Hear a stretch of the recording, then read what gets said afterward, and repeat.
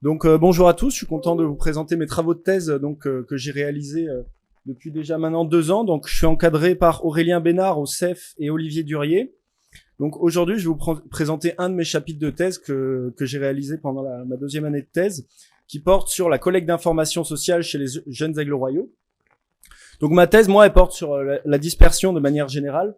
Donc la dispersion des rapaces. La dispersion, elle peut être définie comme un mouvement unidirectionnel depuis un site de naissance ou un site de reproduction vers un nouveau site de reproduction. Donc moi, je travaille plutôt sur la dispersion natale, autrement dit les individus qui partent de leur lieu de naissance et qui vont sur un site de reproduction pour la première fois. Donc chez les oiseaux, ce qui est un peu particulier, enfin chez tous les animaux aussi, mais c'est qu'ils ont le choix quand ils dispersent entre plusieurs habitats et ils vont pouvoir s'installer dans différents habitats et ces habitats ils diffèrent par leur qualité. La qualité d'un habitat, ça peut être affecté par exemple la quantité de nourriture, la compétition qu'il y a sur cet habitat, le dérangement humain dans le cas des aigles royaux ou la prédation. Et en fonction de l'habitat qu'ils vont choisir quand ils dispersent, eh bien, ils vont avoir un succès reproducteur qui est différent. Par exemple, si un aigle royal s'installe sur un habitat où il y a beaucoup de nourriture, eh bien, il va avoir en moyenne un meilleur succès reproducteur que si c'était installé sur un autre habitat.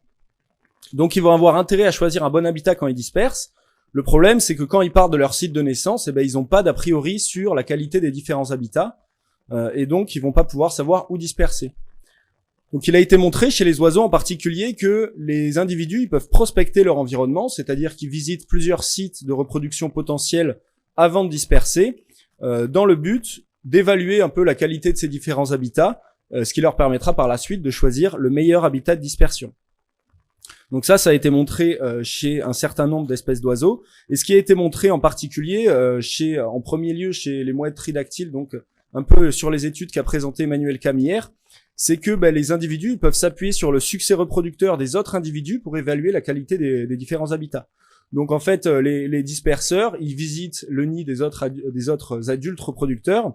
Et s'il y a un bon succès reproducteur sur un habitat, ça veut dire que cet habitat il est probablement de bonne qualité et donc ils vont disperser dessus.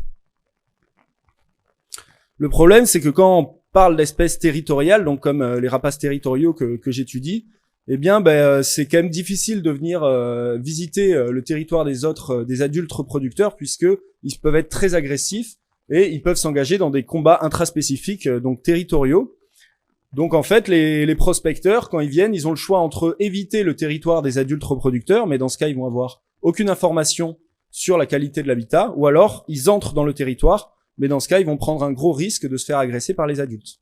Et ça peut inclure des coûts importants pour les prospecteurs, qu'on appelle coûts d'altercation, qui peuvent être du stress, des blessures, et même parfois, chez les rapaces, la mort de l'individu.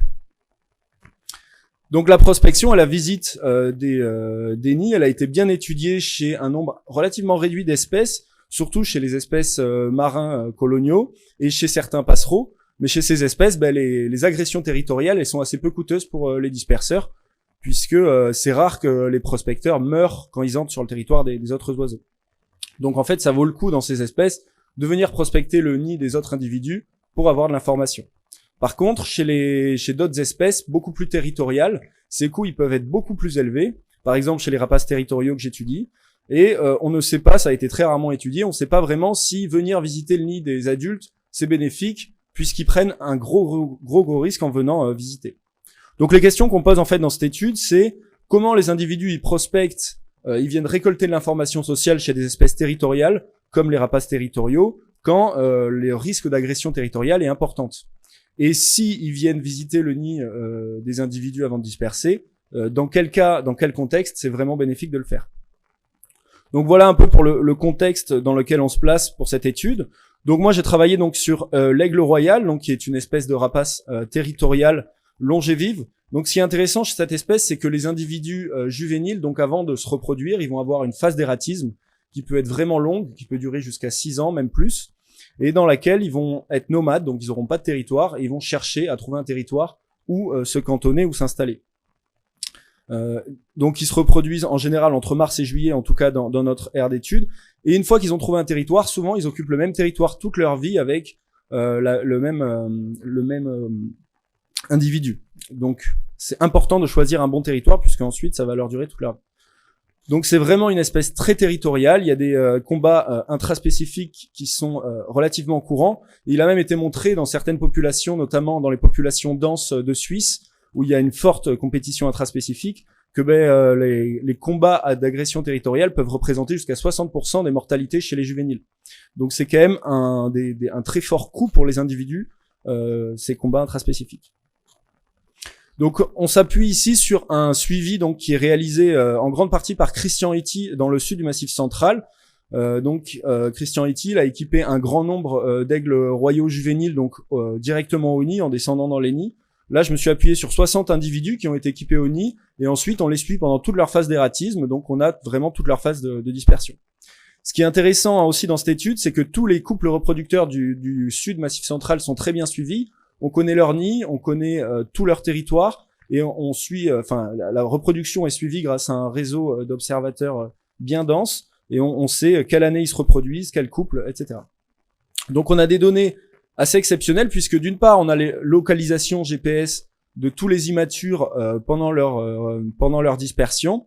Donc on sait où est-ce qu'ils vont et en plus on a le nid de tous les couples d'aigles royaux adultes.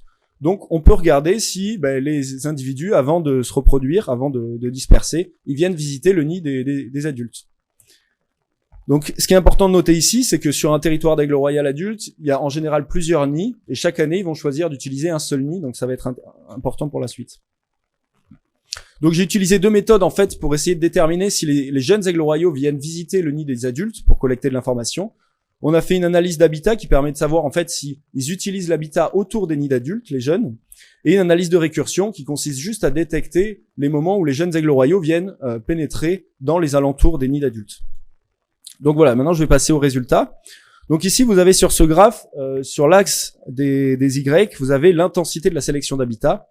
Donc en fait, plus on est haut, plus il y a une sélection de l'habitat, et plus on est bas, plus il y a un évitement. Donc au-dessus de 1, on dit que les individus ils sélectionnent l'habitat et en dessous on dit qu'il y a un évitement.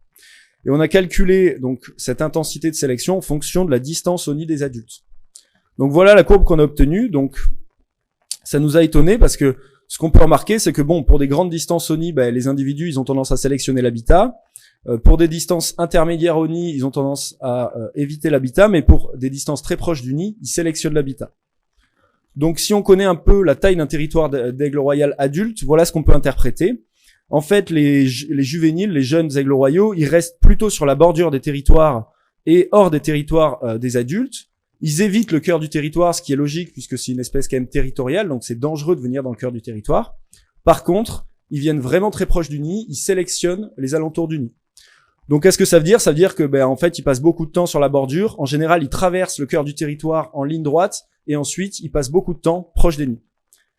Donc ça nous a beaucoup intéressé. En fait, ça veut dire que, probablement, ils viennent collecter de l'information sociale proche des nids d'adultes. Ils viennent passer du temps proche des nids, probablement pour savoir si c'est des bons territoires, pour collecter de l'information. Donc, d'un point de vue très pragmatique, qu'est-ce que ça veut dire? Donc là, j'ai mis un exemple. C'est une trajectoire donc d'une femelle erratique qui a 2 ans à ce moment-là, donc on voit en rouge la trajectoire, et en jaune ce qu'on voit c'est la localisation d'un nid d'adultes, d'un couple d'adultes qui reproducteurs. Donc ce qu'on voit c'est qu'en fait la femelle elle vient et elle passe quasiment 2 jours posés autour du nid, donc ce qui nous a aussi beaucoup étonné puisque c'est les adultes ils sont très territoriaux, ils auraient tendance à la chasser, mais là visiblement la femelle erratique elle arrive à passer quand même 2 jours ici. Donc ça, c'est ce qu'on voit par GPS, mais on l'a aussi vu sur les pièges photos qu'a posé Christian Etty. Il fait un gros travail de suivi par piège photo sur tous les nids d'aigles royaux adultes. Donc ça, c'est un couple d'adultes dans le Gard, donc qui est posé dans son aire, donc qui sont en train de recharger. Et ensuite, ce qu'on voit, ce qui est intéressant, c'est que 15 jours après, il y a un intrus qui vient se poser. Donc c'est un aigle erratique, cette fois, qu'on est capable de repéré par relecture de bac grâce au piège photo. On voit qu'il se pose dans le nid, il vient voir ce qui se passe et puis ensuite il repart. Donc ça c'est vraiment un exemple de visite et de collection d'informations sociales donc on est capable de photographier. Donc ça peut paraître assez anecdotique, mais en fait on a montré que c'est vraiment largement répandu dans la population. On a détecté quasiment 2000 événements de visite de nid. Et ça concerne 85% des individus qu'on suit. Donc, quasiment tous les individus viennent visiter le nid des adultes avant de disperser. Donc on s'est dit, ok, ils visitent le nid des adultes, mais quel nid et quand? Parce qu'on sait que les aigles royaux, ils ont plusieurs nids, certains qu'ils utilisent, d'autres qu'ils n'utilisent pas, et ils peuvent venir pendant la saison de reproduction ou pas.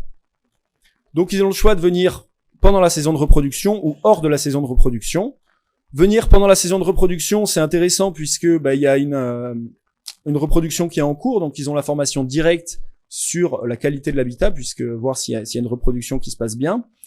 Venir hors, ils vont s'appuyer sur des indices de reproduction passée, sur la présence des adultes aux alentours, donc c'est des informations qui sont moins riches, mais qui sont intéressantes pour eux. Et pendant la saison de reproduction, les territoires ils sont vachement gardés par les adultes, surtout les abords du nid, donc c'est beaucoup plus risqué pour les jeunes individus. Et s'ils viennent hors de la saison de reproduction, il y a moins de risques. Donc c'est un peu un compromis entre venir récolter une information qui est de bonne qualité mais prendre un gros risque, ou venir quand l'information est moins bonne mais jouer la sécurité. Donc c'est un peu pareil pour ce qui est des nids. Donc comme je l'ai dit, il y a des nids qui sont actifs l'année en cours. Donc dans ce cas-là, on a une bonne information sur la qualité de l'information est bonne puisqu'il y a la reproduction qui est en cours, mais il y a un fort risque d'agression. Et sur des nids inactifs, l'information elle est moins bonne, mais il y a moins de risques aussi. Donc qu'est-ce qu'on a observé? Ça c'est les résultats donc vraiment pour la saison. Donc c'est pareil, les mêmes résultats que tout à l'heure, mais on a distingué les saisons. Ce qu'on remarque, c'est qu'en fait, hors de la saison de reproduction, les jeunes aigles, ils s'approchent beaucoup plus des nids que pendant la saison de reproduction. Et si on regarde la durée des visites en moyenne, on se rend compte qu'en moyenne, hors de la saison de reproduction, ils visitent 2 fois plus longtemps que pendant la saison de reproduction. Donc ils semblent plutôt jouer la sécurité, quitte à récolter une information qui est moins bonne. Pour ce qui est des types de nids, on se rend compte qu'ils viennent plutôt sur des nids qui sont non actifs. Là il y a une erreur sur le graphe de gauche, c'est en orange, donc il y a les sites qui sont non actifs, donc ils viennent plus longtemps sur les nids qui sont non actifs et ils font davantage de visites sur les nids qui sont non actifs. Donc là encore une fois, ce qu'on montre ici, c'est qu'ils viennent plutôt hors de la saison de reproduction, sur des nids qui sont pas couramment utilisés, donc ils viennent quand même récolter de l'information sociale, mais ils sont pas fous, ils prennent pas un risque énorme, ils viennent quand les adultes en fait ils sont moins territoriaux. Donc ils récoltent une information de moins bonne qualité pour privilégier la sécurité. Donc pour résumer un peu les résultats qu'on a trouvés, donc en fait on a montré que y a bien une récolte d'informations sociales chez cette espèce, même si c'est vraiment dangereux pour eux de venir visiter le nid des adultes. Donc en fait ça montre que l'information sociale elle est très très importante quand on disperse, même quand c'est très dangereux, et ça vaut le coup de prendre le risque, mais de savoir où c'est que c'est important de disperser. Et on a montré que ils viennent principalement sur des sites qui sont non occupés hors de la saison de reproduction, donc il vaut mieux prendre moins de risques, mais avoir une information de moins bonne qualité. Ça c'est intéressant parce que c'est un peu en contraste par rapport à ce qui avait été montré chez les espèces coloniales marines, où les individus venaient vraiment pendant la saison de reproduction sur des sites qui étaient vraiment occupés. Donc c'est les comportements de squatterisme dont nous a parlé Emmanuel hier.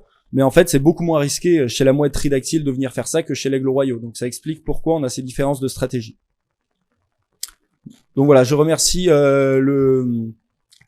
le groupe d'observateurs de l'aigle royal du Massif central et Christian Etty qui a permis de récolter toutes ces belles données pour faire ma thèse. Merci pour votre attention.